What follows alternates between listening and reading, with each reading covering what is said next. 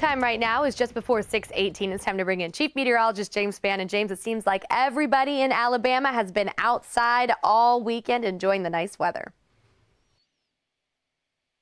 And that's the way that it should be. It's been amazing. So many things are going on across the state this weekend, including the Alabama Jubilee up at Point Mallard Park in Decatur, the Hot Air Balloon Festival. It was just perfect. The sky was clear. The winds were light.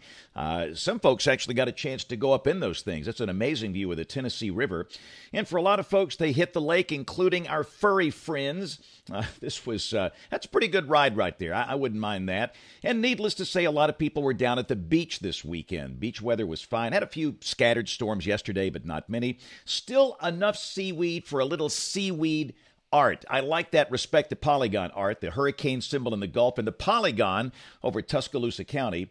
And ABC 3340 viewers are on the Gulf Coast, little seaweed art. And last night, wow, what a crowd. This was Railroad Park in Birmingham, the Alabama Symphony with an amazing concert last night. The crowd there was huge. And, I'm going to find me a cow picture. That's a great shot. That was taken down in Henry County yesterday. They had a passing shower and a beautiful rainbow. So you've talked about this, Taylor. This is the most interesting weather item we have this morning, Hurricane Agatha coming up on the coast of Mexico. Now, this is a Pacific system, not an Atlantic system. The hurricane season there started May 15th. This will come inland later today, and the remnants could try and reorganize in the southern Gulf. This is the probabilistic outlook coming from the European global model. This probably will be a big rainmaker for the Florida Peninsula, not the Panhandle, but the peninsula in about 5 to 6 days, passing well to the south of the Alabama Gulf Coast. Taylor, back to you. All right, thanks so much, James. This morning we are starting with some beautiful weather across central Alabama.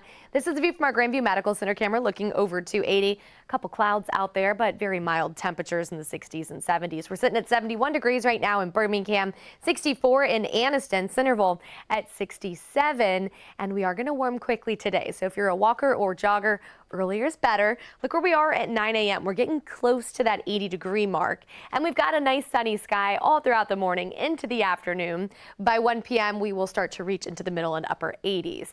If you're going to be on the lake today, great weather, very summer-like. It's going to be on the hot side, but perfect weather maybe to jump in the water, cool off, and then get right back out. 87 degrees at 2 p.m. By 4 o'clock, we are still holding in the upper 80s. So for highs today, very similar to yesterday, a mixture of upper 80s and low 90s. This is just above average for this time of year. Yesterday, we saw a high of 87 in Birmingham. Today, I'm forecasting 90 degrees.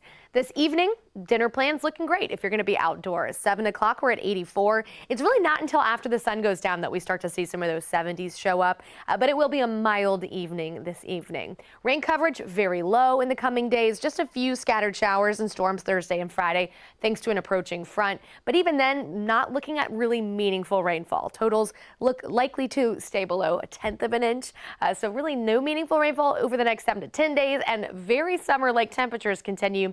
Average high for this time of year would be mid-80s. We're going to be likely holding in the upper 80s and low 90s in the coming days. And of course, once again, looking at the tropics, like James showed you, we do have Hurricane Agatha. It's a Category 2 hurricane headed towards Mexico. As it interacts with land, that's going to kind of tear it apart. And we're monitoring whether or not this can get its act together again once it crosses over land into the Gulf. Models kind of all over the place, but National Hurricane Center is giving this a 30% chance of formation in the next 5 days, which is a low-end chance. We'll be watching it. This area here is where we could potentially see that formation. But like James also said, we're not likely going to have any kind of impacts from Agatha. So we'll keep an eye on it. If it does impact the United States, it will likely bring some rain chances to the Florida Peninsula, but nothing here. You can see we're going to be in that very summer-like pattern with very low rain chances and very warm temperatures over the next 7 to 10 days.